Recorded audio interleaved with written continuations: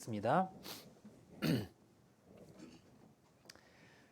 천지를 만드신 살아계신 하나님 아버지 참으로 감사드립니다.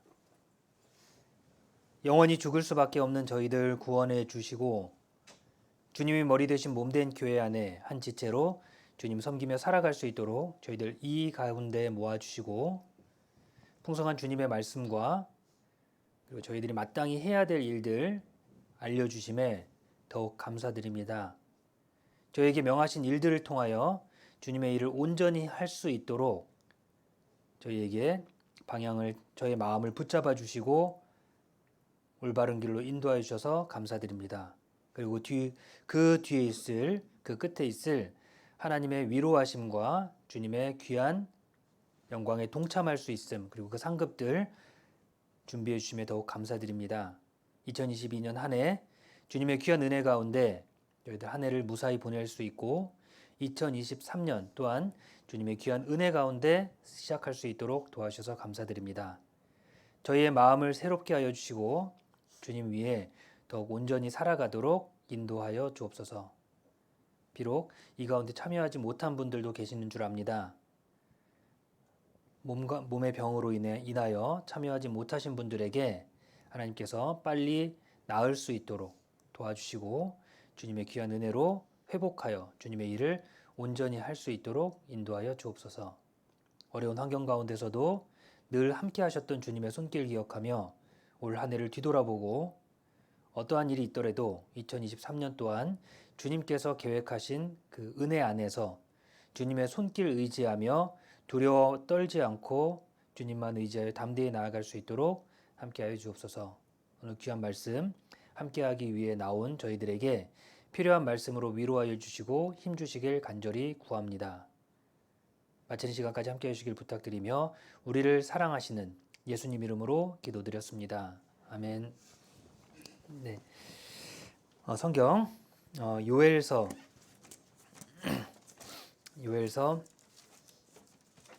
2장입니다.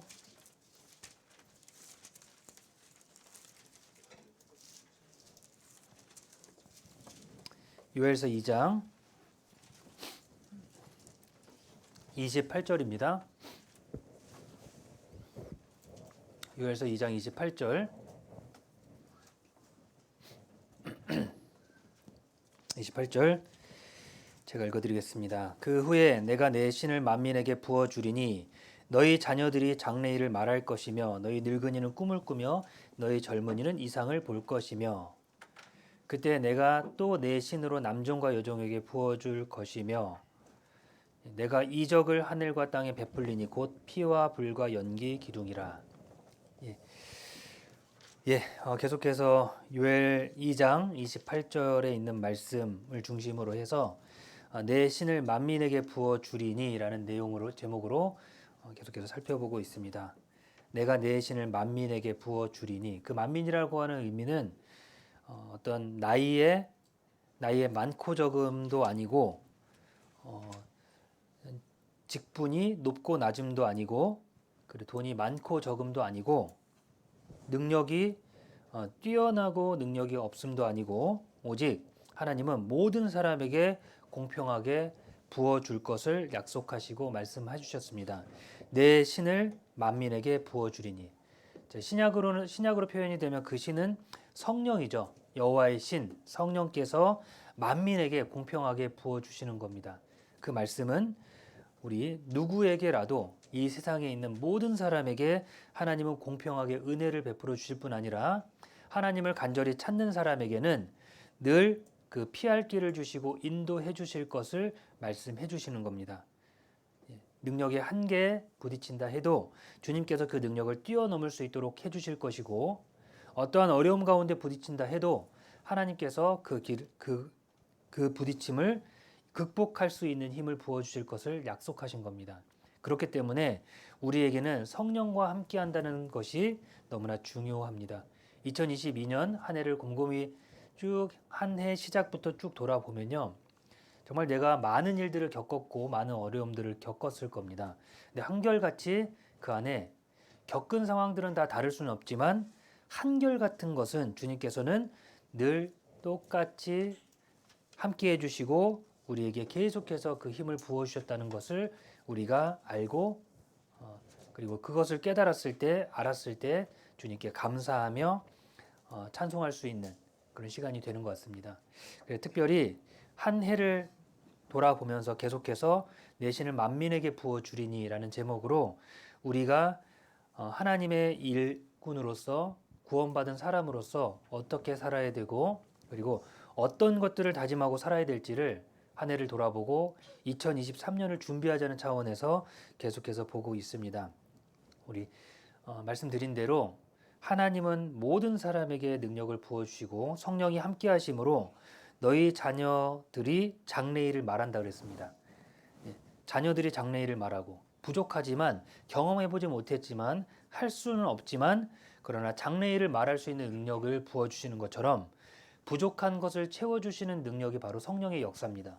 그래서 우리가 이 세상을 살아가면서 그리스도인으로서 구원받은 사람으로서 우리에게는 하나님의 말씀을 따르고 성령의 인도하심을 따라 사는 것이 그래서 중요합니다. 내가 부족하고 내 한계에 도달했을 때 그때 주님께서는 그 한계를 극복할 수 있는 힘을 우리에게 채워주시는 겁니다. 장래일을 말하고 너희 늙은이는 꿈을 꾸며 너희 젊은이는 이상을 볼 것이며 그리고 남종과 여종에게도 부어주셔서 종이지만 비록 이 세상 가운데서는 종으로서 다른 사람의 불임의 위치 가운데 자기의 생활도 없을 거고 자기가 하고 싶은 것을 할 수 있는 여력도 없는 그런 사람에게도 성령이 함께 하심으로 말미암아 그걸 극복하고 이길 수 있는 힘을 부어주신다는 겁니다. 이 땅에서 주시는 축복이 아니고 이 땅에서의 위로가 아니고 주님과 함께 할 때 경험할 수 있는 위로와 축복을 보고 이 땅을 견딜 수 있도록 해주신다는 겁니다. 우리의 위치 가운데 내게 주어져 있는 가운데 최선을 다하는 것이 그래서 중요합니다.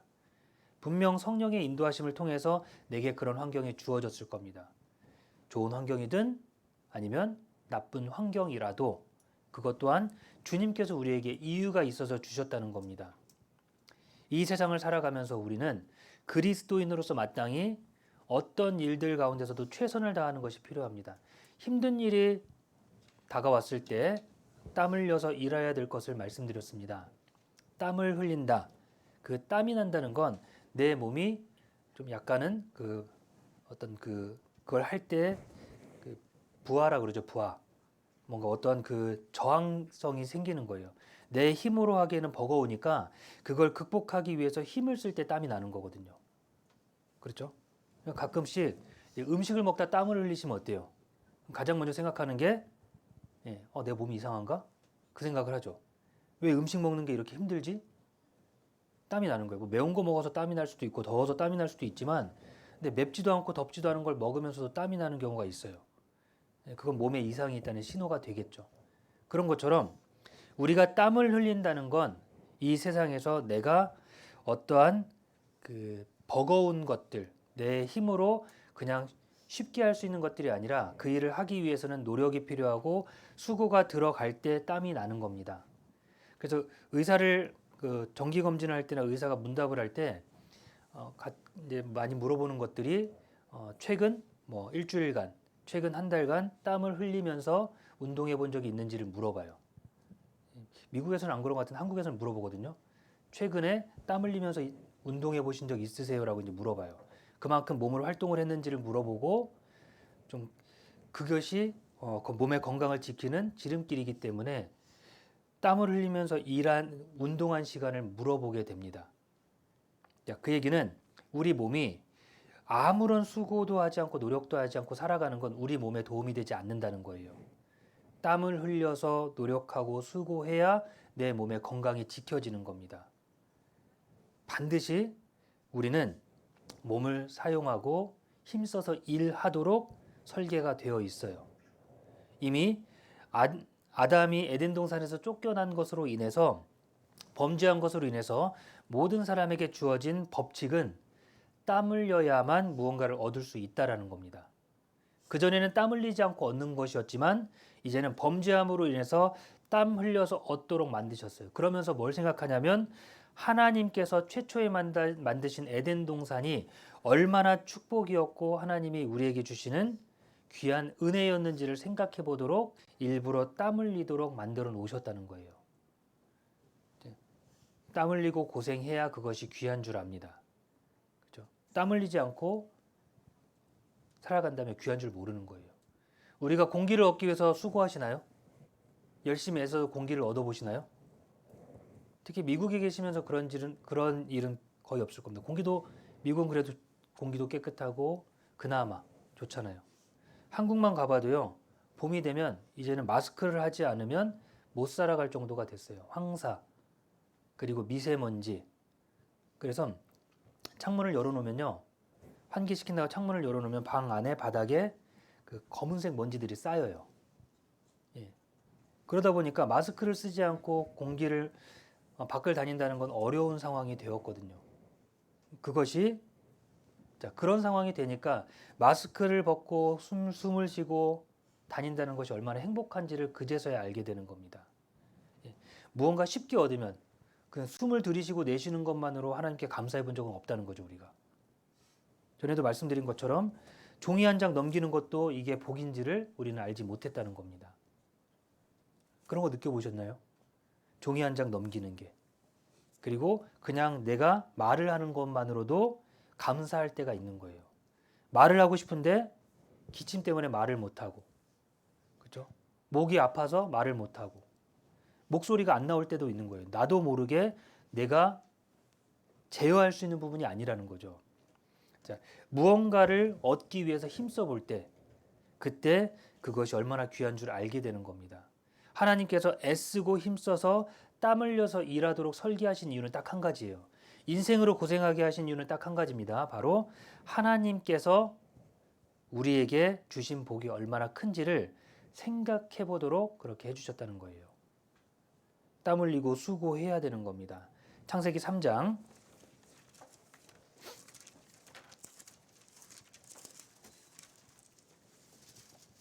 창세기 3장 16절입니다.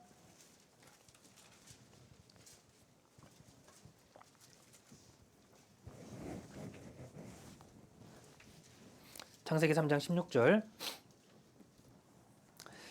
또 여자에게 이르시되 내가 내게 잉태하는 고통을 크게 더하리니 내가 수고하고 자식을 낳을 것이며 너는 남편을 사모하고 남편은 너를 다스릴 것이니라 하시고 17절. 아담에게 이르시되 내가 너더러 먹지 말라 한 나무의 실과를 먹었은즉 땅은 너로 인하여 저주를 받고 너는 종신토록 수고하여 그 소산을 먹으리라.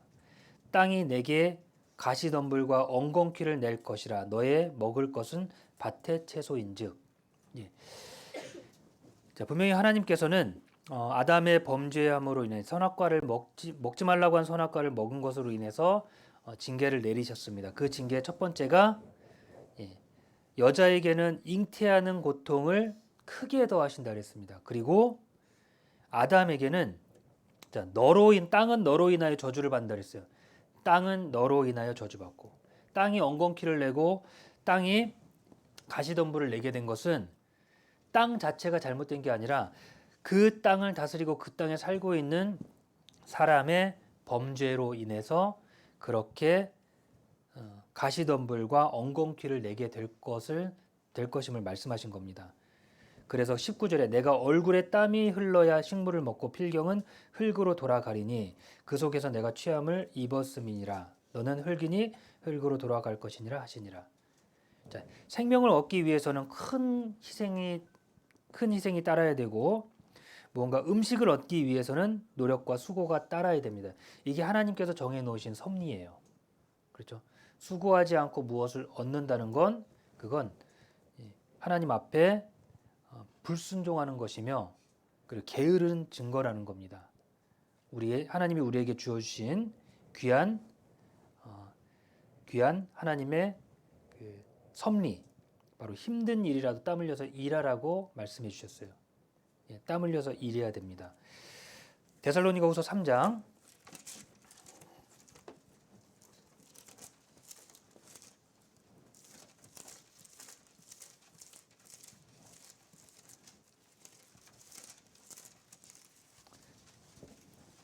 3장 10절.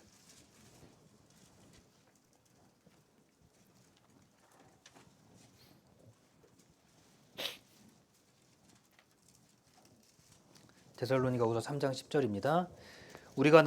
우리가 너희와 함께 있을 때에도 너희에게 명하기를 누구든지 일하기 싫어하거든 먹지도 말게 하라 하였더니. 데살로니가 성도들에게 데살로니가 성도들은 참 그 온전한 신앙과 그리고 올바른 모범이 되는 삶을 살았습니다. 비록 교회가 생긴 지는 오래되지 않았고 얼마 되지 않았고 구원받은 연수가 적었을지라도 그들의 마음속에는 한결같이 주님 다시 오실 것을 마음에 새기고 열심히 주님을 위해 살아가는 교회가 바로 데살로니가 교회였습니다. 근데 문제가 있었는데 그 문제는 주님이 다시 오실 것이 이제 곧 다가올 것이라는 것을 생각하고 이 안에 이제 주님 곧 오실 거니까 열심히 살기를 거부하는 분들도 있었다는 겁니다. 이제 곧 주님 오실 건데 뭐하러 열심히 살아? 주님 오실 건데 뭐하러 일 열심히 해? 재산 뭐하러 모으고 열심히 수고할 필요가 없어. 이제 곧 주님 오실 건데. 자, 그렇게 하고도 2000년이 지났는데 아직도 주님은 오지 않으셨어요. 그렇죠? 자, 우리의 마음속에요.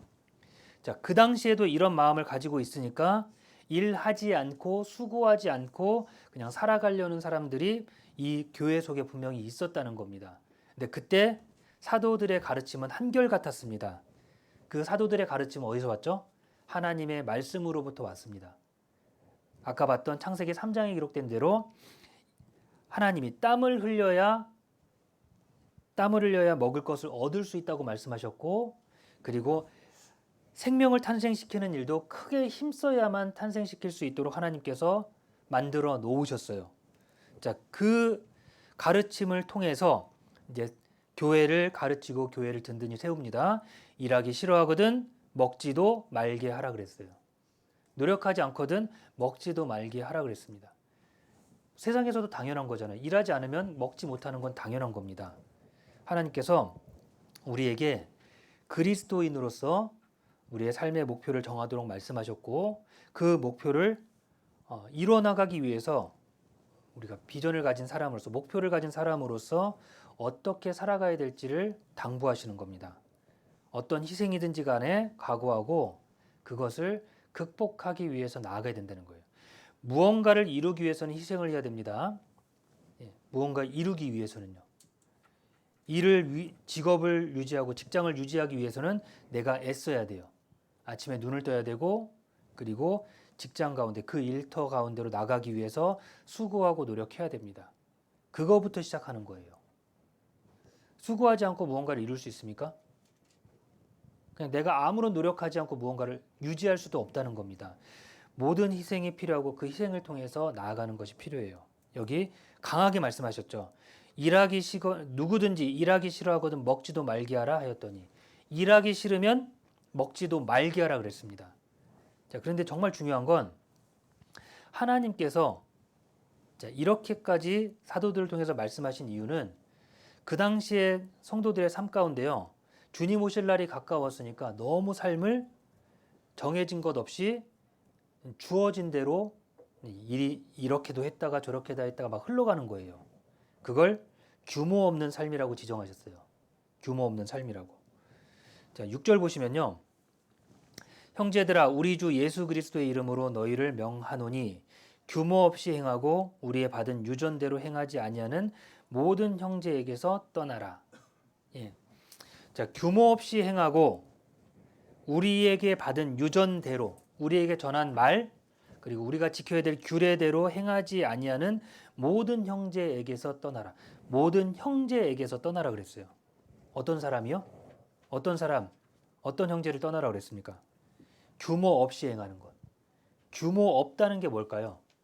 규모 없다는 것. 뭔가를 틀을 정해놓는 겁니다. 어떤 예산을 세워놓는 거예요. 예산. 음식을 할 때든 무언가를 구입할 때든 우리는 예산 범위 내에서 무언가를 구입하게 되는 거예요. 그렇죠? 자매님들이 음식을 할 때 그냥 무조건 그 재료 사서 그냥 무조건 산 대로 다 음식 만드시나요? 가장 먼저 하시는 건 몇 명 정도 먹을까? 그럼 어느 정도 준비해야 되지? 그걸 그래도 나름대로 계산을 하게 돼요. 얼마 정도 사면 되겠다. 예. 그런 것을 계산하고 그리고 그 계산한 대로 재료를 준비하고 그걸 통해서 만드는 겁니다. 그리고 나서 만들어 봤더니 너무 적었어. 이번에 음식이 좀 적었네? 숫자는 많았는데 적었어. 그러면 다음번에 할 때는 조금 더 늘려보고 이번에 너무 많았어. 그럼 다음번에 준비할 때는 조금 더 줄여보고 자, 그렇게 조정하는 단계가 또 필요하겠죠. 그게 바로 규모 있는 삶이라는 겁니다. 예를 들어 우리가 무언가를 살 때 컴퓨터를 삽니다. 컴퓨터를 사야 되는데 필요에 따라 컴퓨터를 살 수 있는데 그 컴퓨터를 살 때 가장 먼저 고민하게 되는 게 가격은 정해졌어요. 얼마 수준. 그죠?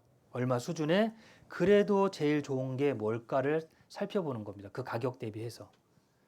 예. 제일 비싼 컴퓨터를 찾아보면요. 엄청나요. 뭐 3,000불, 4,000불, 5,000불 넘는 것도 있어요. 예. 컴퓨터가요. 예. 그렇게 더 올라갈 수도 있습니다. 그러면 그 무조건 높은 것, 뭐 10,000불 되는 컴퓨터 그런 거 살펴볼까요? 좋으니까. 내가 그걸 감당하기에 예산이 정해져 있기 때문에 낮추는 거예요. 그 중에서 제일 좋은 걸 찾아가잖아요. 그런 것처럼 규모 있는 삶이라고 하는 건 내가 할 수 있는 수준과 내게 주어져 있는 환경에서 최선을 다하도록 이렇게도 해보고 저렇게도 살펴보는 것이 규모 있는 삶이라는 거예요. 자, 우리 시간을 규모 있게 써야 된다고 말씀드립니다. 시간은 아무리 노력해도 하루는 24시간에 규정이 되어 있어요. 그렇죠? 24시간에 규정이 되어 있습니다. 그 규정이 되어 있는 24시간 안에서 내가 잠도 자야 되고 밥도 먹어야 되고 쉬어야 되고 일도 해야 되고 다른 해야 될 일들이 여러 가지가 있겠죠. 24시간이라는 시간 안에서 그런 것들을 배정해서 하는 겁니다. 근데 내가 좀 게으르면 어떻게 되죠? 게으르면 그 중에서 내가 해야 될 일이 빠진다는 거예요. 규모 없는 삶이라는 건 눈에 보이는 대로 되는 대로 이렇게도 해보고 저렇게도 해보고 되는 대로 하는 거예요. 계획을 세우지 않고 무언가 규모 되는 대로 내 마음이 가는 대로 내가 하고 싶은 대로 하는 것이 규모 없는 삶이라는 겁니다. 정해진 틀이 없어요. 정해져 있는 규정이 없어요. 그래서 우리에게 받은 유전대로 행하지 아니하는 모든 형제에게서 떠나라. 우리에게 받은 유전대로 우리가 함께 살아가면서 지켜야 될 규칙과 규례들이 있습니다. 교회 안에서도 신앙생활을 하면서도 전해지는 규칙들과 마땅히 해야 될 성도로서 마땅히 지켜야 될 규범이 있겠고 하나님의 인도하심이 있다는 겁니다. 그 시작은 예수 그리스도가 십자가에 못 박혀 죽으심으로 우리에게 주어진 거예요. 그것이 주어졌을 때 그 주어진 것을 가지고 최선을 다하는 게 규모 있는 삶이라는 겁니다. 규모 없다. 돈이 주어졌는데 내게 10,000불이라는 돈이 주어졌습니다. 그냥 이걸 앉아서 내가 필요한 것, 내가 써야 될 것, 지출해야 될 걸 쫙 나열하는 게 아니라 눈에 보는 대로 옆에서 누가 나 뭐 사야 되는데 이것 좀 주세요. 알았어, 주고. 저 급하게 이거 사야 되는데 이것도 좀 도와주세요. 도와주고. 이렇게 해놓고 나니까 내게 없는 거예요. 정작 내가 써야 될 게 없는 겁니다. 옆에서 그런 얘기 할 수 있잖아요. 이거 사야 되는데 도와주세요. 잠깐만 기다려보세요. 잠깐만요. 제가 해야 될 것들을 쭉 나열하고 꼭 도와줘야 될 상황이라고 하면 어떻게 할까요? 꼭 도와줘야 될 상황이라면. 그 금액만큼이 아니더라도 비율로 쪼개서 도와줄 수 있겠죠. 내가 이거 해야 되니까 이런 것들 중요한 것들 먼저 하고 그 다음에 도와주긴 도와주되 할 수 있는 수준에서 도와주는 겁니다. 그게 바로 규모 있는 삶이라는 거예요. 자, 규모 없이 행하고 규모가 없어지면요. 나중에 자기 거 다 쓰고 나서요. 다 낭비하고 나서 정작 중요한 일을 할 때는 자기가 할 힘이 없는 거예요. 내 일을 내가 할 힘이 없어서 다른 사람에게 그걸 구하고 다른 사람에게 기댈 수밖에 없다는 겁니다. 그게 규모 없는 삶이잖아요. 자, 그래서 우리에게 중요한 것, 예산을 세우는 것이 중요하고 그 예산대로 살아가는 것이 정말 중요한 겁니다.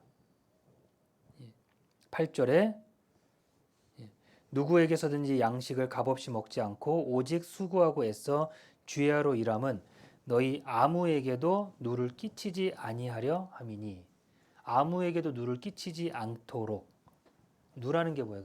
신세를 도움을 전혀 받지 말라는 게 아니라는 겁니다. 도움을 전혀 받지 말라는 의미가 아니라 도움을 받을 수는 있죠. 그런데 내가 수고도 안 하고 도움받는 건 그건 게으른 거라는 겁니다.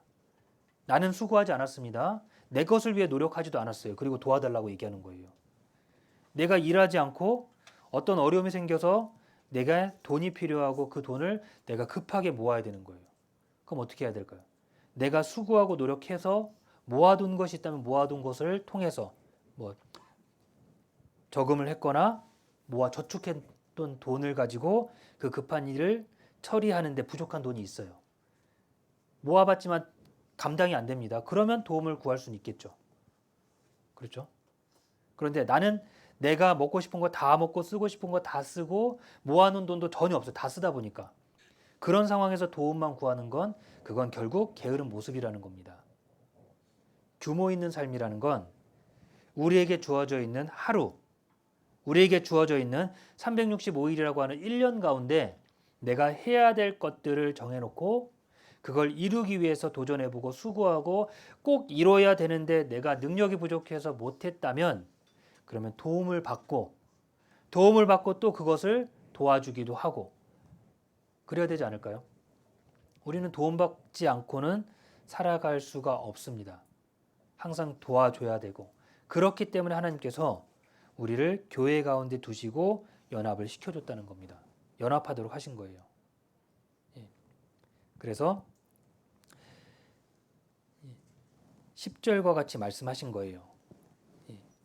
누구든지 일하기 싫어하거든 먹지도 말게 하라 하였더니 일하기 싫어하거든 먹지도 말게 하라. 누군가를 전도하는데 나는 아무런 수고도 하지 않고 구원받기를 바란다는 것도 게으른 겁니다. 그렇지 않을까요?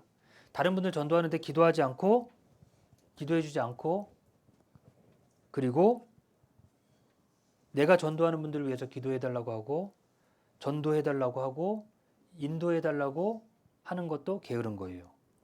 평상시에 같은 마음으로 기도하고 함께하고 전도하는 데 수고하고 그렇게 하면서 서로 연합하는 겁니다. 나는 도움도 안 주고 나는 도움도 안 받고 도움도 안 줄 거야. 그냥 나 혼자 내가 할 수 있는 것 내가 하겠다라고 생각하는 것은 그건 그리스도인으로서 합당한 모습이 아니라는 겁니다.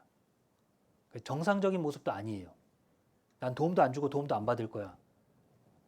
하나님은 성경을 통해서 계속 보면 연합하라 그랬잖아요. 연합하라고 하셨죠.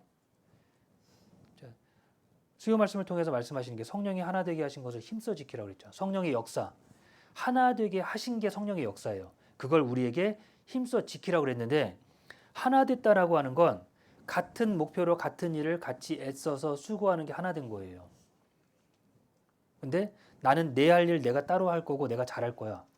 다른 사람들은 터치하지 말고 내가 알아서 할 거니까 내 일은 도와줄 것도 없고 내가 다른 사람을 도와줄 일도 없고라고 생각하는 건 그건 그리스도인으로서 합당치 않은 마음이라는 겁니다. 그게 진짜 될까요? 도움받지 않아도 살 수 있을까요? 도움받지 않아도. 불가능한 거거든요.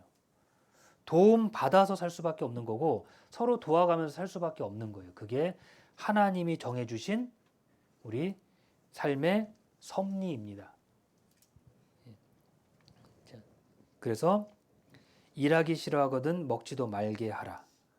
11절에 우리가 들은즉 너희 가운데 규모 없이 행하여 도무지 일하지 아니하고 일만 만드는 자들이 있다 하니 도무지 일하지 아니하고 일만 만드는 자들 어떤 모습일까? 일만 만든다. 일하지 않고 내가 해야 될 일이 있습니다. 주어진 일이 있어요. 근데 내가 하기는 싫어. 그러니까 다른 사람에게 맡기고 부탁하고 계속 나는 하지 않고 노력하지 않고 맡기기만 한다는 거예요. 그게 일만 만드는 겁니다. 내가 하는 것은 없고 다른 사람에게 그 책임을 떠넘기는 거예요. 누가 해주겠지. 누가 해주겠지. 이제 눈이 오면 그 집 앞에 있는 눈들을 좀 치워야 되잖아요. 눈앞에 있는 눈들을 치워야 됩니다. 그리고 그 눈을 치우지 않으면 다칠 수도 있고 그렇기 때문에 그걸 전혀 치우지 않는 사람들도 있다는 거예요. 그럼 누군가가 그걸 치우게 되겠고 불편함을 해소하기 위해서. 걸어야 되는 길이니까, 불편하니까 어떻게든지 자기들이 알아서 조금씩 치우겠죠. 그러니까 해야 될 사람이 안 하니까 다른 사람이 하게 되는 겁니다. 그게 일을 만드는 거예요. 내게 주어진 역할을 하지 않고 다른 사람에게 그 일을 맡기는 것. 그렇죠? 누군가에게 그 책임을, 그 일을 떠넘기는 겁니다.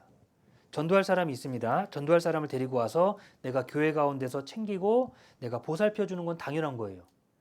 전도할 사람을 데려온 것으로 내가 잘했다고 생각하고 놔두고 알아서 챙겨주세요라고 하는 것도 또한 게으른 것이 될 수 있겠죠.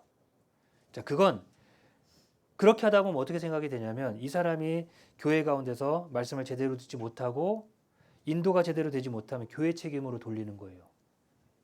교회에서 안 해줬다. 근데 그게 아니죠. 당연히 다른 분들은 알아서 도와주는 게 당연한 거고 내가 챙기고 내가 인도하고 이끌어가는 건 당연히 기본적으로 해야 되는 거예요. 그리고 옆에서도 도와줘야 되겠죠. 나는 데려다 놨으니까 교회에서 알아서 인도해서 말씀 듣고 구원받게 하세요 라고 하는 것도 게으른 거라는 겁니다. 우리에게 주어진 책임 중에 제일 중요한 게 그거거든요. 나의 책임. 우리 이름을 달잖아요. 이름. 전도 대상자 누구?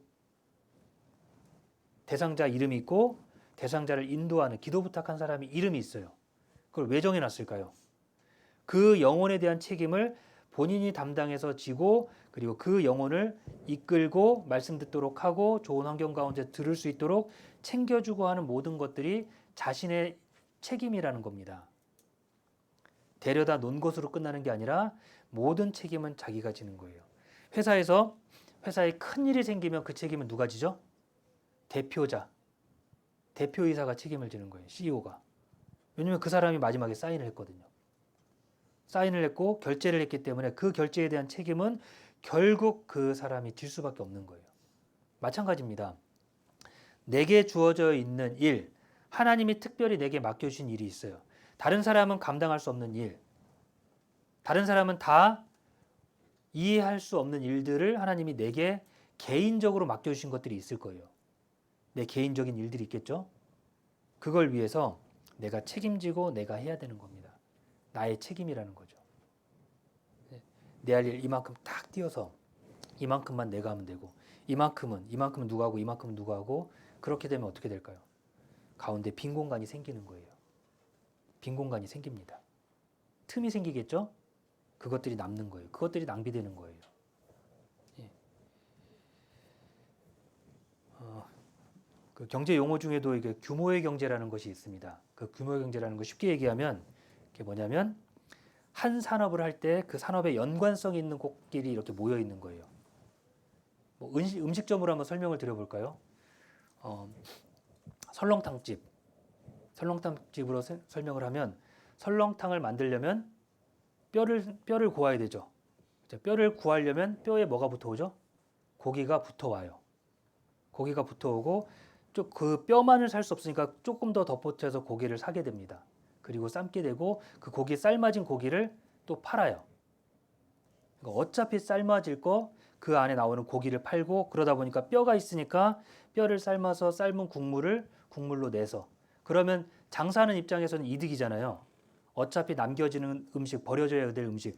나는 설렁탕만 팔 거니까 고기 남아있는 것들은 다 버려. 그러면 그 버릴 것을 다시 끄집어내다가 버릴 것을 가지고 활용해서 음식을 만든다면 그게 또 돈이 되잖아요. 그런 걸 말하는 거거든요. 여러 가지를 할 수 있도록 서로 연합해서 이런 짜투리 같은 거 없이 남겨지는 거 없이 충분히 활용해서 다 바꾸는 걸 그걸 규모의 경제라고 합니다. 마찬가지로 우리의 삶 가운데서도요. 내가 해야 되는 일 요만큼 나머지를 다 버리는 게 아니라 남겨진 것도 모아서 다시 뭔가를 할 수 있도록 서로 겹치는 구간이 필요하다는 거예요. 나는 여기까지만 할 거야. 나는 여기까지만 할 거야. 그러면 분명히 불필요하게 남는 것들이 있어요. 서로 겹쳐야 되는 거예요. 조금 어려우실 것 같아서 조금 더 설명을 드리면 우리 밀가루 반죽에서 만두를 만들잖아요. 만두 만들면 만두피를 만들려고 동그랗게 이렇게 만들잖아요. 그렇죠? 그리고 남은 쪼가리가 있어요. 이게 조그만 거. 그건 어떻게 하시죠? 버리나요? 모아서 다시 반죽을 해요. 다시 펼쳐서 다시 이렇게 만듭니다. 또 남은 건 또 모아서 할 수 있는 데까지 그렇게 하잖아요. 그러다 남은 조그만 건 동글동글 말아서 그냥 내 손으로 펴서 그만큼을 또 만두를 빚는 데 쓰는 거예요. 그러면 버리는 거 없이 다 충분히 쓰잖아요. 그런 것처럼 우리의 일이라고 하는 건 내가 할 일만 딱 하면 돼. 이게 아닌 겁니다. 그 일들을 마치고 남겨진 일들이 있잖아요. 틈새가. 그러면 그 일을 또 다시 같이 하고 다시 같이 하고 그게 교회의 모습이라는 겁니다. 규모 있는 삶이라고 하는 건 서로 연합하고 내가 할 일만 딱 하는 게 아니라 함께 연합해서 일을 만드는 것이 아니라 일을 줄여가는 거예요. 덜어가는 거예요. 서로 함께 하면서. 합력하는 겁니다. 같이 수고하는 거예요. 그게 교회 가운데 필요한 겁니다.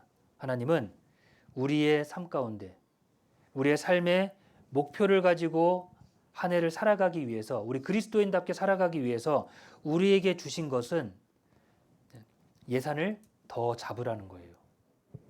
자, 누가복음 14장입니다.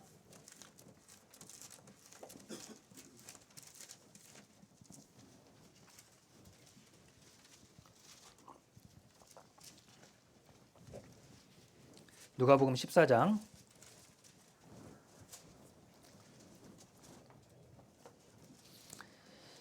26절 무릇 내게 오는 자가 자기 부모와 처자와 형제와 자매와 및 자기 목숨까지 미워하지 아니하면 능히 나의 제자가 되지 못하고 이 말만 들으면 굉장히 오해되는 게 교회 다니는 사람들은 부모도 버리고 처자도 버리고 형제와 자매 다 버리고 교회만 섬겨야 돼라고 오해하는데 그게 아니죠. 그게 아니라 초점을 어디다 두느냐예요. 초점을 어디다 두느냐. 그게 주님에게 초점을 맞추고 주님의 일을 위해서 그걸 가장 우선으로 생각하면 나머지 자기 부모와 처제와 형제와 자매와 자기 목숨까지도 하나님께서 결국 지켜주시고 보살펴 줄 것을 약속하신 겁니다. 자, 생각해 보면 자기 부모와 처자와 형제, 자매, 자기 목숨 모든 것이 다 내 범위 안에 들어가 있지 않잖아요. 이걸 내가 통제할 수 있나요? 내 범위 밖에 있는 거예요. 통제 밖에 있는 거예요. 내가 통제하는 게 아니라 결국 내 건강조차도 내가 통제하는 게 아니죠. 내 건강도 내가 통제할 수 있는 게 아니에요. 결국 내 통제 밖에 있다면 그러면 나는 내가 해야 될 일들 할 수 있는 것들에 집중하고 그것을 온전히 해 나가면 지켜진다는 겁니다.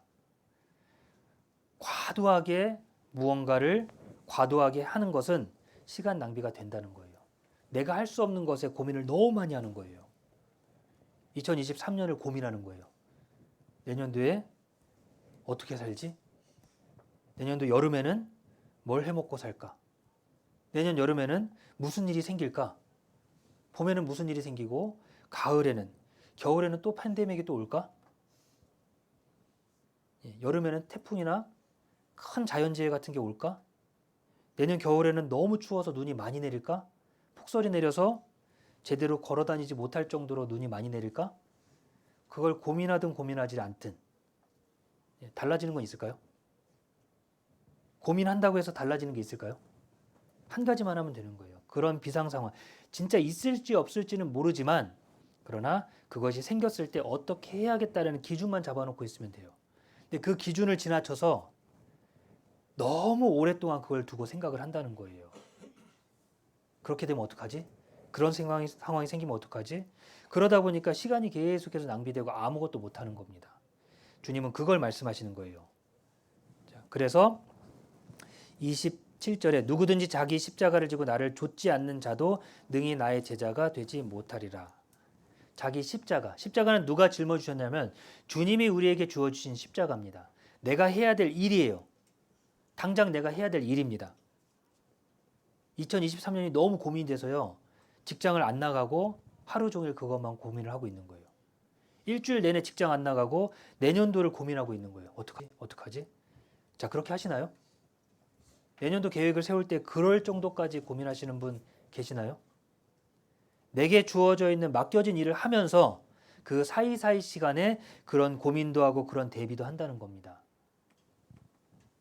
자기 십자가를 지고 내가 해야 될 것을 지고 주님을 쫓아가는 것이 제자입니다. 그리고 주님께서 반드시 인도하겠다고 약속을 했고 그 약속한 대로 필요에 맞게 때에 맞게 도와주시는 손길들도 우리는 기대할 수 있는 겁니다. 가만 생각해 보면 내가 가장 두렵고 가장 큰 것은 항상 그거 같아요.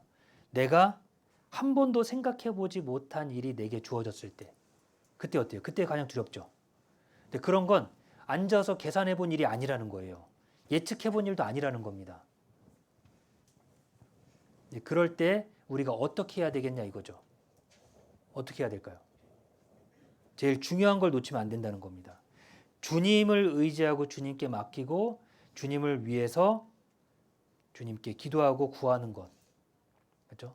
말씀으로 위로를 보고 당장이 아니라 멀리 바라보는 거 있잖아요. 멀리 바라보는 거. 눈을 들어서 나의 도움을 주실 주님을 바라보고 분명히 이런 어려움들 가운데서도 주님께서 하시고자 하는 일이 있다라는 걸 바라보는 것이 중요한 겁니다. 감당치 못할 일들은요, 내가 예측했다 해도 감당 못해요. 감당 못하는 겁니다. 교통사고 나는 건 당연히 두렵죠. 자, 그렇게 해도 막상 교통사고가 나면 두렵고 그 일을 처리하는 데 있어서 복잡하고 어려운 건 사실이라는 겁니다. 예측을 했다 해도요. 자, 우리가 신앙생활 하면서요, 주님과 함께 살아가면서 제일 중요한 게 그거죠. 내게 한계가 다다랐을 때, 어려움이 닥쳤을 때, 그때 주님을 바라보고 주님이 약속하신 것을 보고 마음을 평온하게 유지하는 것이 중요하다는 겁니다. 그래서 28절에 너희 중에 누가 망대를 세우고자 할진대 자기의 가진 것이 준공하기에까지 족할는지 먼저 앉아 그 비용을 예산하지 아니하겠느냐. 준공할 때까지 그 비용, 완성할 때까지 그 비용을 예산해야 되는 거예요. 그렇지 아니하면 29절 그렇게 아니하여 그 기초만 쌓고 능히 이루지 못하면 보는 자가 다 비웃어. 그렇게 아니하여 예산을 안 하고 그냥 주어진 대로 쓴 거예요. 그러다 보니까 막상 건물을 지을 때 기초만 쌓고 그 위에 뭘 쌓아야 되는데 올려야 되는데 그걸 못 하는 겁니다. 예산이 준비가 안 됐거든요. 예측이 안 됐거든요. 네. 신앙생활을 할 때 그것까지 감안해서 다 맡기라는 거예요. 그게 바로 자기 부모와 처자와 형제와 자매와 및 자기 목숨까지 주님께 맡기라는 겁니다. 주님께.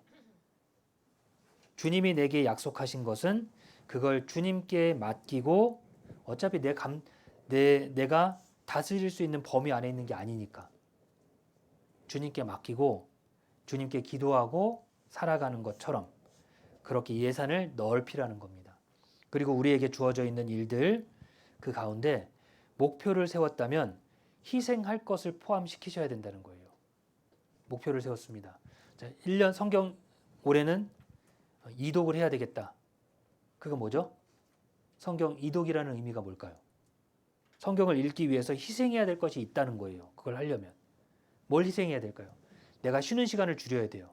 아니면 잠자는 시간을 줄여야 될 수도 있고 낭비하는 시간을 줄여야 될 수 있다는 겁니다. 뭔가 희생해야 조금 더 많이 성경을 읽을 수 있고 접할 수 있다는 거예요. 희생 없이 이룰 수 있는 건 없어요. 희생이 있어야 됩니다. 그걸 우리는 규모 있는 삶이라고 해요. 희생을 각오하고 그 희생을 향해 나아갈 수 있도록 각오하는 것이 규모 있는 삶이라는 거예요. 규모 없는 자들은 일만 만드는 자들이 된다 그랬죠.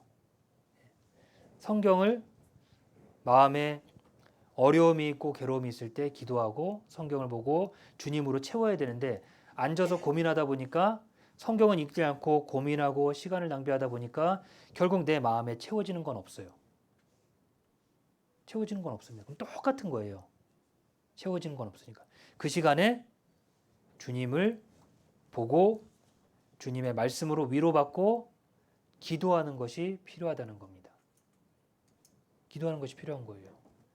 우리가 기도하는 것들은 내가 노력해서 할 수 있는 것들을 기도하시나요? 그런 거 기도하세요? 내가 할 수 있는 거. 그걸 기도하진 않습니다. 내가 할 수 없는 것을 맡기는 거예요. 주님, 내일 하루도 무사히 지낼 수 있도록 도와주세요. 오늘 하루도 하루를 지켜주신 것처럼 내일도 무사히 지낼 수 있도록 도와주시고 안전하게 하루를 보낼 수 있도록 주님 도와주시고, 그게 바로 내가 할 수 있는 범위를 넘는 거거든요. 내가 운전을 잘하고 가도 다른 사람이 운전을 잘 못해서 내가 사고 나는 경우도 있는 거예요. 나는 내 길 잘 가고 있거든요. 그런 것처럼 내가 할 수 없는 것들을 우리는 기도하고 주님께 맡겨야 되는 겁니다. 그러려면 그런 마음, 희생해야겠다는 마음을 분명히 가지셔야 돼요. 목표를 세웠다면 그걸 이루기 위해서 희생하셔야 됩니다. 무언가를 버리고 포기해야 돼요. 반드시 그건 따라가야 됩니다. 그리고 나서 그걸 이제 그 일들, 주님이 내게 맡겨주신 일을 귀하게 하기 위해서, 쓰임받는 그릇이 되기 위해서 유지해야 되는 겁니다. 꿈을 가지고 그리고 부지런히 그 꿈을 이루기 위해서 노력을 했습니다. 그럼에도 불구하고 주님이 써주지 않는 경우가 있어요. 목표를 세우고 그 꿈을 이루기 위해 열심히 준비했습니다. 근데 써주지 않은 경우가 있다는 거예요. 왜요? 깨끗하지 않기 때문에 써주지 않을 수 있다는 겁니다. 제일 중요한 게 우리가 거룩함을 유지해야 되는 겁니다. 희생을 해야 되고 목표를 이루기 위해 희생을 해야 됩니다. 근데 그것을 이루기 위해서 정말 중요한 건 우리가 거룩함을 유지해야 되는 거예요. 유지. 디모데후서 2장 보겠습니다.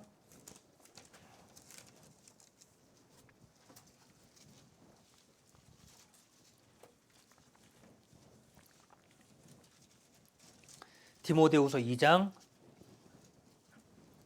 19절입니다.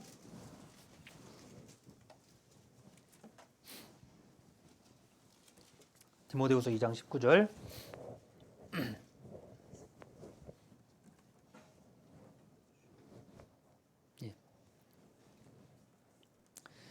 그러나 하나님의 견고한 터는 섰으니 인침이 있어 일렀으되 주께서 자기 백성을 아신다 하며 또 주의 이름을 부르는 자마다 불의에서 떠날지어다 하였느니라. 하나님의 견고한 터는 섰으니 인침이 있어 일렀으되, 도장을 찍어주신 겁니다. 주께서 자기 백성을 아신다 하며 또 주의 이름을 부르는 자마다, 인침을 받고 구원받은 성도들이 주의 이름을 부르는 자마다 뭐 하라고요? 불의에서 떠날지어다 하였느니라. 더러운 것에서 떠나고 의롭지 못한 것에서 떠나라고 했습니다. 그러면서 말씀하시는 게 20절에 큰 집에는 금과 은의 그릇이 있을 뿐 아니요 나무와 질그릇도 있어 귀 쓰는 것도 있고 천이 쓰는 것도 있나니. 자, 큰 집에 그릇이 있는데 금과 은의 그릇도 있고 나무와 질그릇도 있고 귀 쓰는 것도 있고 천이 쓰는 것도 있습니다. 그렇죠? 근데 어떤 그릇이 쓰임 받냐 이거예요. 다양한 그릇이 있는데 21절에 그러므로 누구든지 이런 것에서 자기를 깨끗하게 하면 귀 쓰는 그릇이 되어 거룩하고 주인의 쓰심에 합당하며 모든 선한 일에 예비함이 되리라. 중요한 건 뭐라 그랬죠? 이런 것에서 자기를 깨끗하게 하면, 거룩함을 유지하면, 세상의 더러운 것들로 구별되면, 그러면 귀 쓰는 그릇이 된다는 거예요. 귀 쓰는 그릇. 그 귀 쓰인다는 의미는 불의에서 떠나서 올바른 것을 향해서 나아가는 것. 그러니까 아무리 금의 그릇이라 해도, 금으로 된 그릇, 재능도 많고 모든 조건과 환경이 참 좋아요. 하나님이 주신 은사가 참 많아요. 환경도 좋고 여러 가지 좋은 상황 가운데 있습니다. 그러나 깨끗이 못하면 주님께서 써주지 않는다는 겁니다. 써주지 않는 거예요. 귀 쓰는 그릇도 있고 천이 쓰는 것도 있나니. 어떤 그릇은 손님 맞이용, 아주 귀중한 손님을 맞이하는 귀한 그릇이 일 거고, 어떤 그릇은요, 그 그릇에 그냥 아무거나 집어넣는 그릇이 될 거예요. 쓰레기를 담는 그릇이 될 수도 있고요. 음식물 쓰레기를 담던 버려지는 것을 담는 그릇이 될 거예요. 아무거나 다 집어넣는 거예요. 귀 쓰는 그릇도 있고 천이 쓰는 것도 있고. 음식물 쓰레기를 담는 그릇은 어떻게 될까요? 뭔가 음식을 먹으려고 하는데 너무 얼룩이 많이 져 있고 더럽혀져서 더 이상 닦이지 않는 그릇. 그건 어떻게 할까요? 막 찌그러져 있어요. 찌그러져 있고 제대로 놓지도 못할 만한 그릇들은 버리거나 아니면 그렇게 천히 쓰는 그릇이 된다는 겁니다. 여러 그릇들이 있고 여러 재질로 된 그릇들이 있겠지만 그 중에 귀히 쓰는 그릇은 자기를 깨끗하게 하면, 그죠? 깨끗하게 하면이죠. 거룩하게 하면, 그러면 하나님께서 그것들을 그런 상황 가운데서 필요에 맞게 사용하신다는 겁니다. 자, 고린도후서 13장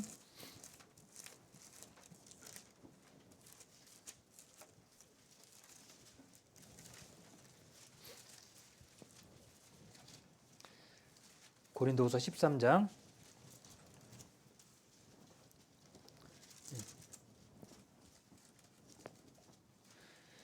5절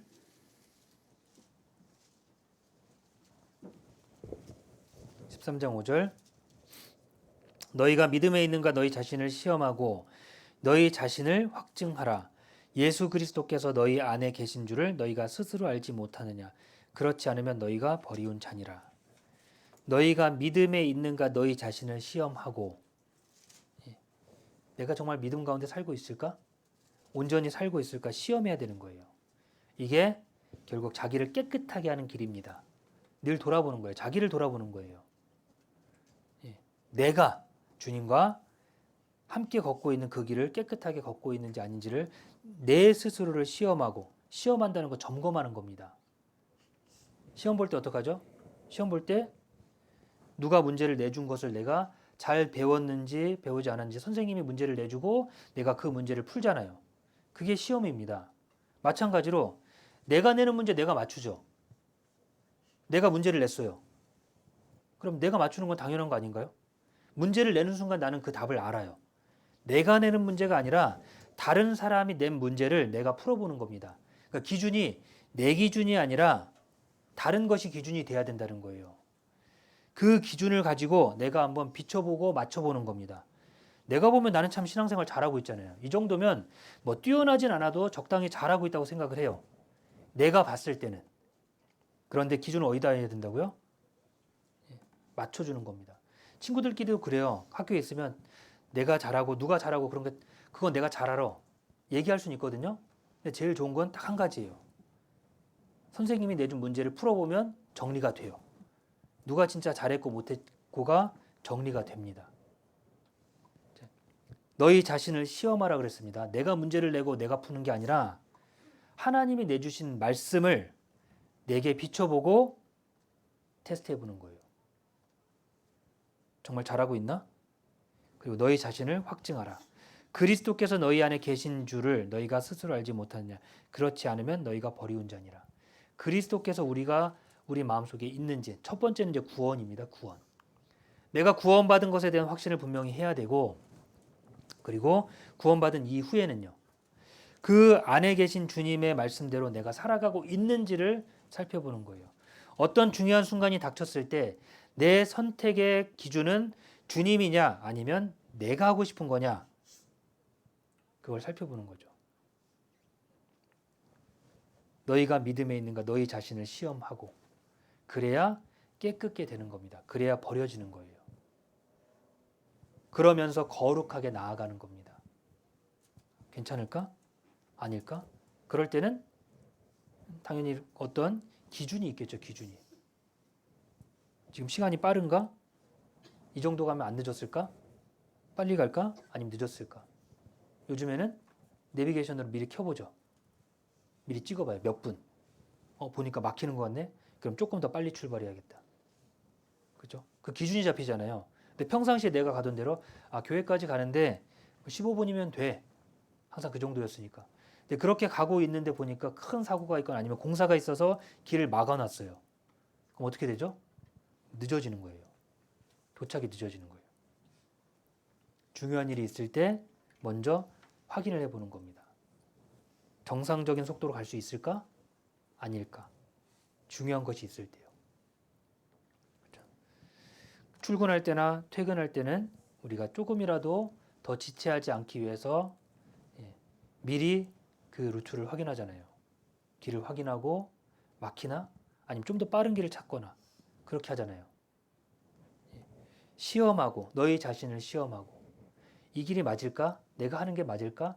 물론 그전에는 맞았을 수는 있어요. 그러나 지금도 맞으리라는 법은 없는 겁니다.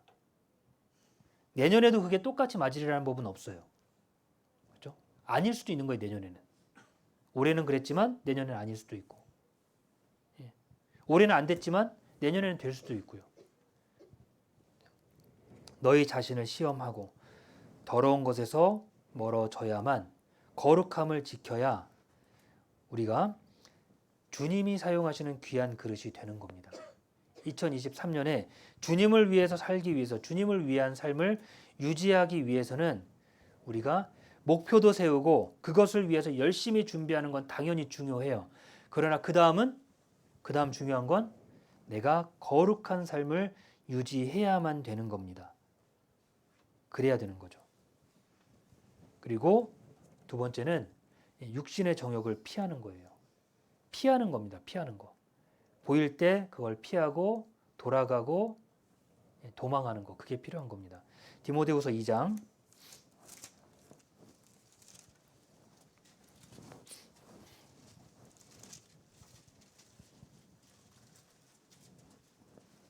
22절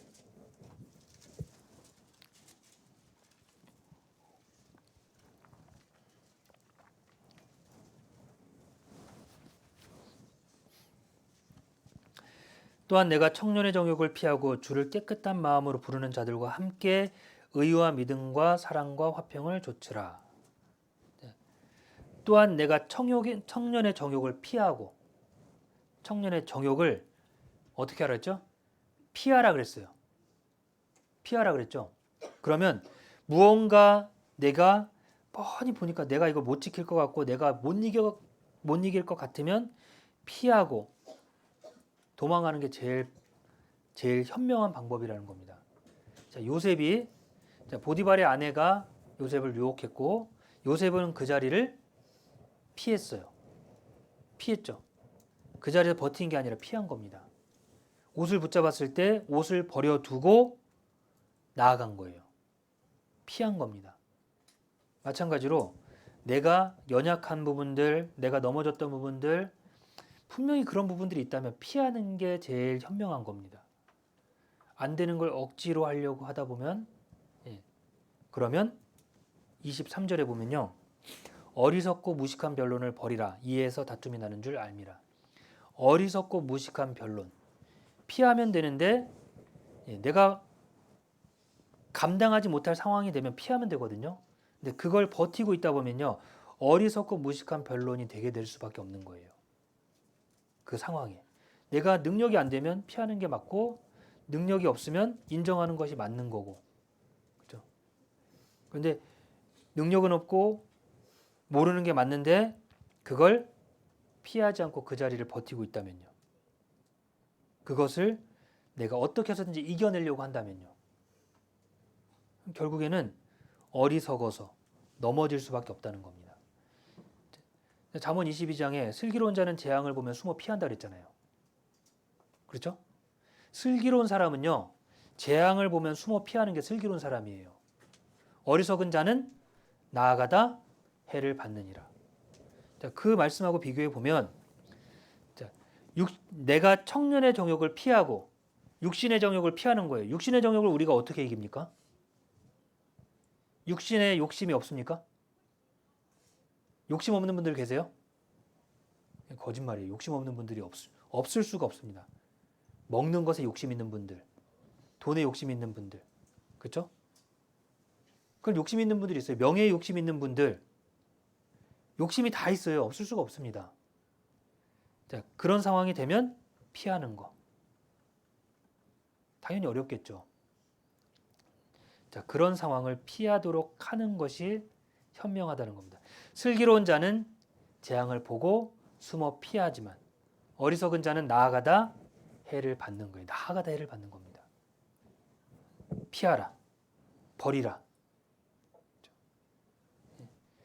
만약 유혹될 것이 뻔히 보이면요. 그것을 피하도록 하는 것이 제일 중요합니다. 피하도록. 오다 보니까 저기 키푸드 앞에 빙판길이 돼 있죠. 거기 물이 샌 지가 꽤 됐어요. 한 5일 넘었나요? 이번 주부터 그랬던 것 같은데 물이 계속 흐르는데 계속 놔두는 거예요. 그러니까 어때요? 날씨가 추워지니까 이제 엊그제부터 얼고 그게 점점 쌓여서 어떻게 됐죠?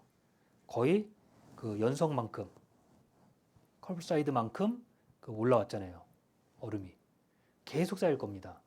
자, 운전을 하다가 그곳을 어떻게 해야 될까요? 피해 가야 되죠. 피해 가야 되는 거예요. 그것을 그냥 지나가면요, 미끄러져서 사고 날 수도 있는 거예요. 자, 피하는 사람이 겁쟁입니까? 아유, 겁쟁이. 저런 것도 피하고. 그렇게 생각이 드세요? 당연히 피하는 거예요, 그거는. 그게 슬기로운 사람이라는 겁니다. 우리에게 신앙 가운데서 어려움이 있겠고 위기가 찾아올 수도 있고 여러 가지 상황이 생길 겁니다. 그러면 그런 욕심들 가운데서, 정욕들 가운데서 피하는 것이 제일 현명한 방법이고 그것이 자기를 깨끗하게 하는 방법이라고 말씀하시는 겁니다. 그리고 주를 깨끗한 마음으로 부르는 자들과 함께. 육신의 정욕을 피하고 어디에요? 어디에 있으라고요? 주를 깨끗한 마음으로 부르는 자들과 함께. 깨끗한 마음이라고 하는 건 주님을 위해 살려고 노력하고 주님을 위해서 힘쓰고 노력하고 있는 그 무리 안에 바로 교회죠. 교제죠.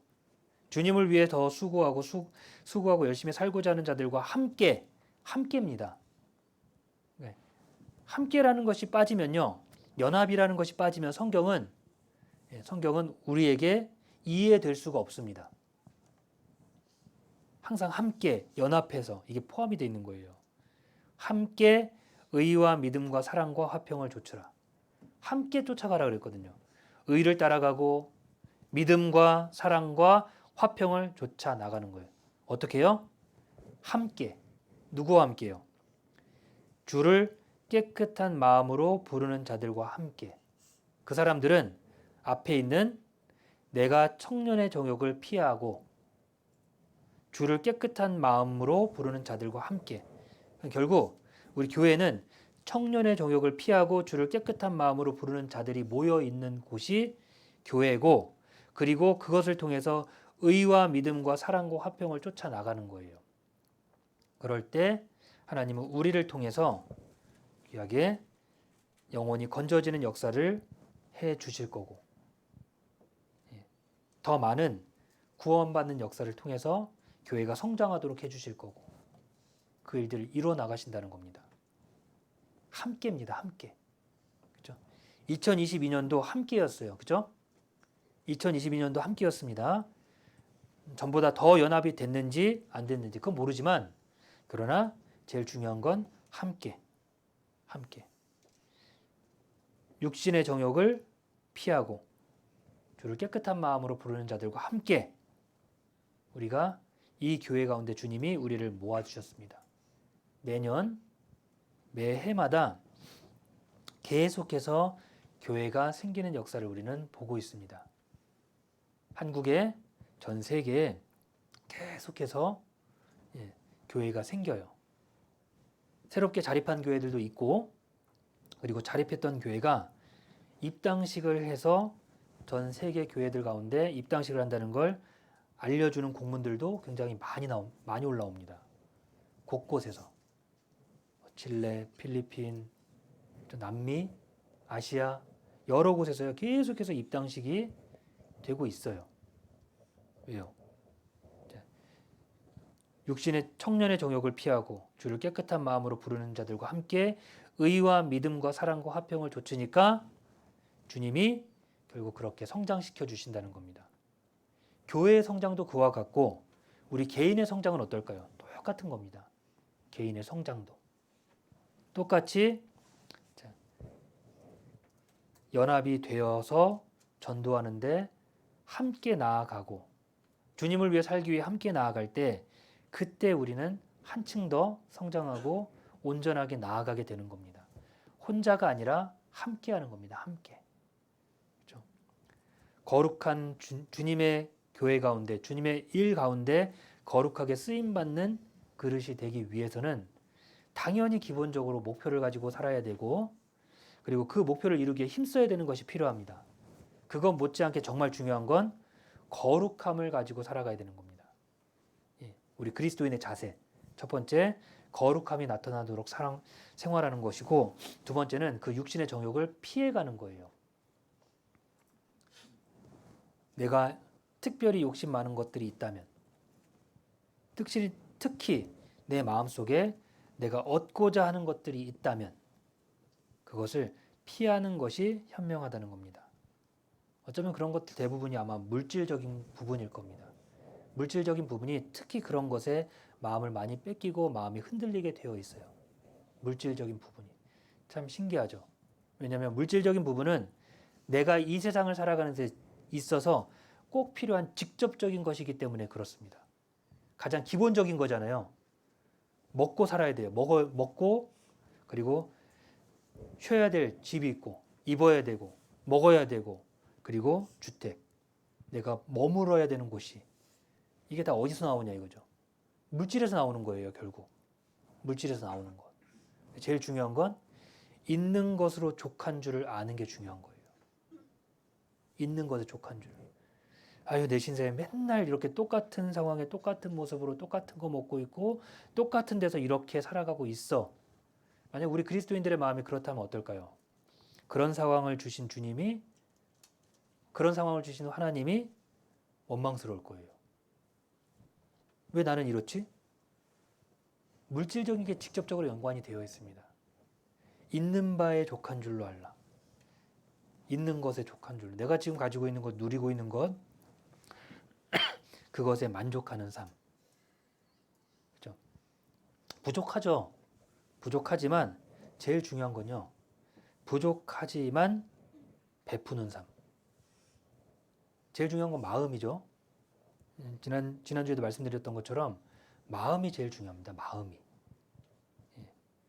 베푸는 것. 손으로 움켜쥐고 과도히 아껴도, 내가 과도히 아껴서 내가 아무리 아껴서 이렇게 한다 해도 어떤 큰일이 생기면 그 아꼈던 것들이 다 한순간에 무너질 수도 있는 거예요. 그래서 우리는 투자를 잘해야 됩니다. 투자를. 주님의 일에, 주님이 하시는 것에 투자를 한다면 결국엔 남는 장사가 되는 거예요. 참 신기해요. 참 신기합니다. 이건 꼭 구원받은 사람에게만 있어서 그런 게 아니라요.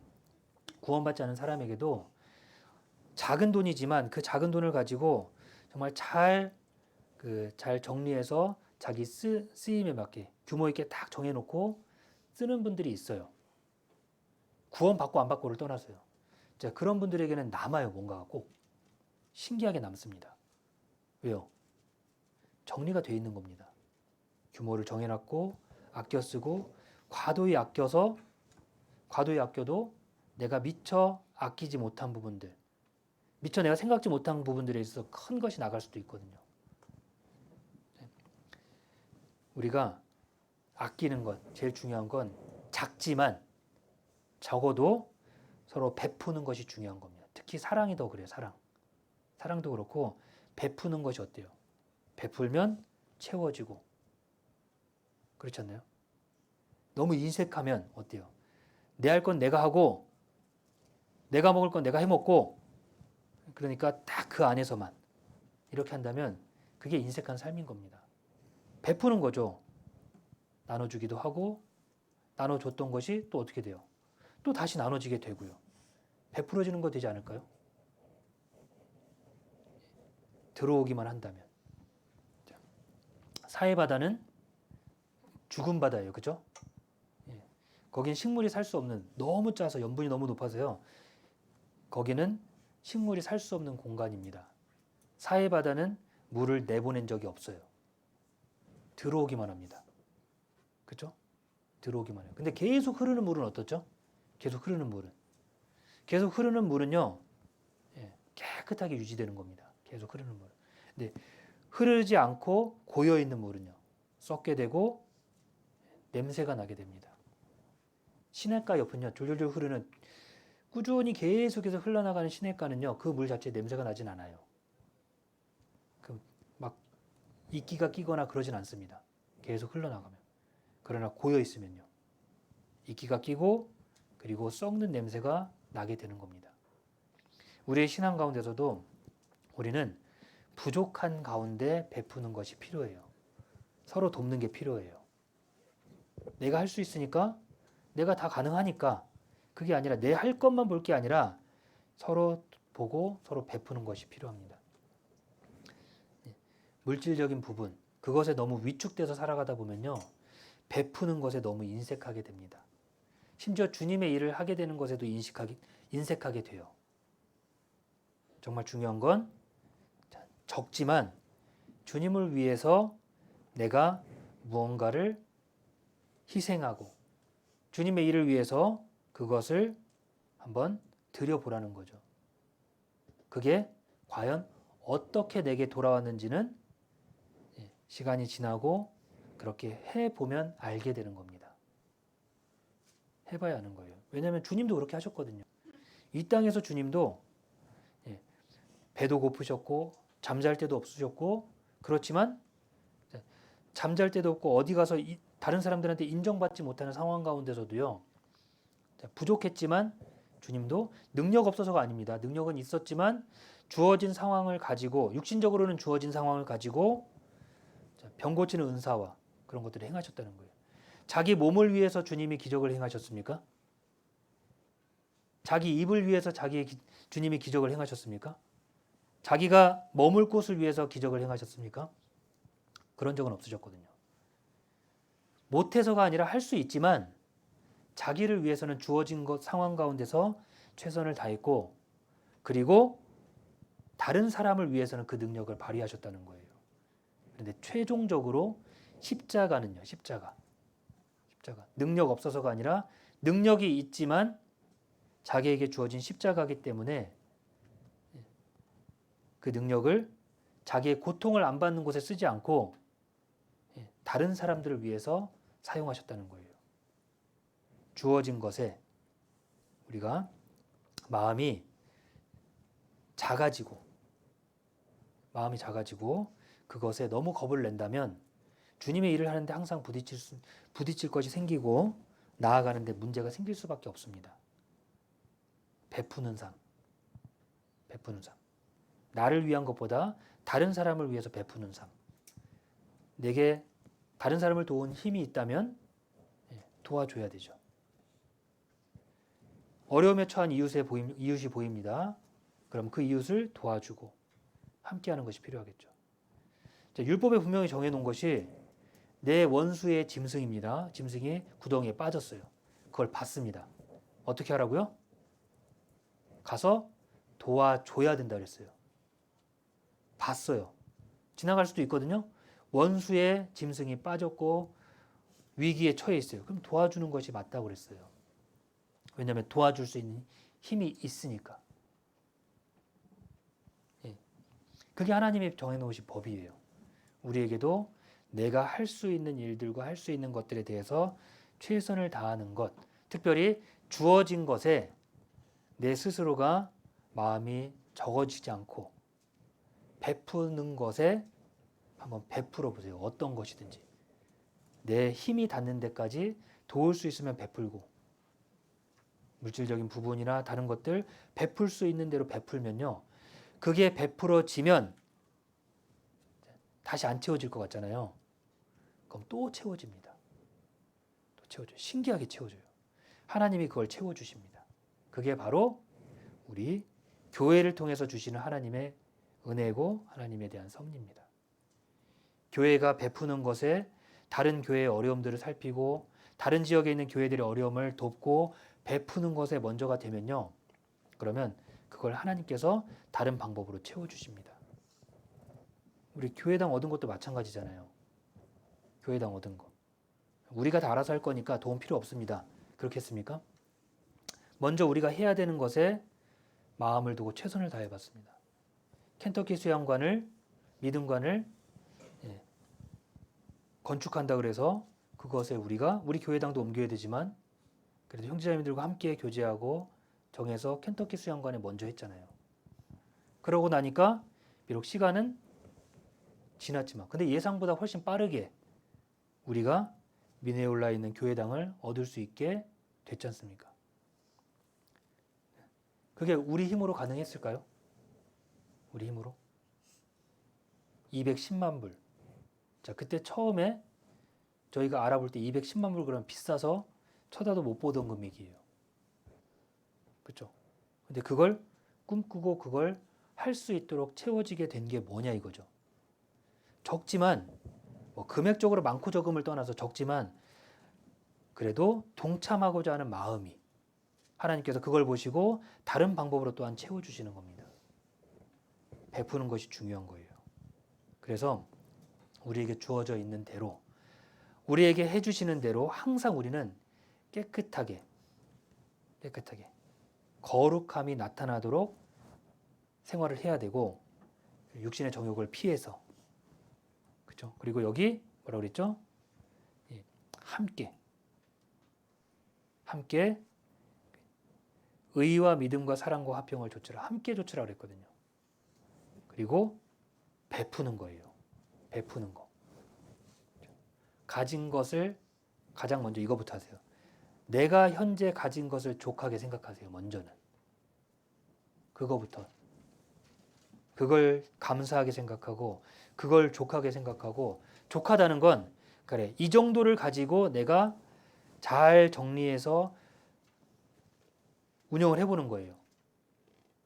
현재를 가지고 내가 잘 계획을 세워서 운영을 해보는 겁니다. 너무 큰 걸 꿈꾸지 마시고 너무 큰 걸 꿈꾸는 거예요.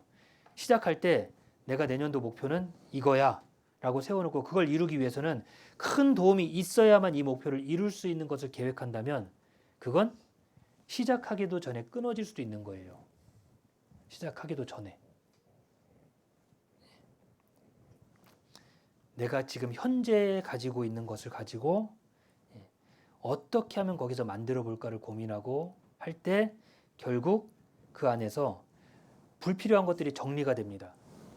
낭비됐던 것들이 정리가 돼요. 그렇게 살펴보다 보면 낭비된 거 정리하고 낭비된 걸 정리하고 나니까 다른 할 수 있는 것들이 만들어지게 되고 찾아지게 되고 그러면 그 안에서 유지가 된다는 겁니다. 근데 신기한 건 그게 유지가 되면 규모가 점점 커지고 늘어날 때 그게 관리가 되고 채워질 수 있다는 겁니다. 더 채워졌을 때. 네. 정말 부자가 된 사람들의 이야기를 들어보면 단 1달러도 엄청 아꼈던 거 알고 계시죠? 1달러도 아끼고 작은 돈도 아끼는 습관이 있는 거예요. 그러니까 큰 돈이 있어도 그게 다 관리가 되는 겁니다. 큰 돈을 벌어도. 근데 그게 아니면요.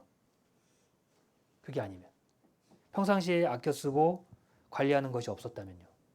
큰 돈이 생겼을 때 그것도 관리가 안 되는 거예요. 그게 성경적인 가르침으로는 가진 바를 족한 줄로 아는 거. 그게 먼저가 돼야 하나님이 내 규모를 늘려주셨을 때 내게 더한 일을 맡겨주셨을 때 그것이 유지가 될 수 있고 원활하게 흘러갈 수 있다는 겁니다. 그래서 주님이 우리에게 맡겨주신 것 제일 중요한 것 함께입니다. 함께. 우리가 제일 주의해야 되는 건 함께이기 때문에 같은 말씀을 듣고 같은 믿음으로 사는 것이 정말 중요해요. 같은 말씀, 같은 믿음. 같이 쫓아야 되겠죠? 2022년 한 해가 어찌 됐든지 간에 주님께서 우리에게 의와 믿음과 사랑과 화평을 좇을 수 있는 기회를 이 교회와 함께 주셨고 그리고 그 시간을 어찌 됐든지 간에 뭐 삐걱 됐든지 나가다 멈췄든지 주저앉았든지 아니면 정말 힘차게 달려왔든지 간에 어찌 됐든지 간에 2022년 한 해를 그렇게 보냈고 2023년을 하나님께서 또 허락해 주셨습니다. 삐걱될 수도 있고 멈출 수도 있고 주저앉을 수도 있고 힘차게 달려나갈 수도 있고 다양한 모습으로 우리는 2023년을 또한 나갈 겁니다.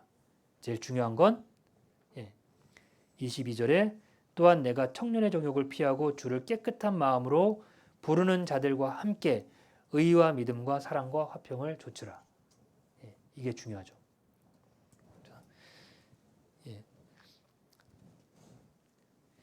하나님께서 우리에게 성령을 부어주셨고 그 성령을 통해서 하나님의 역사하심을 보도록 해주셨습니다.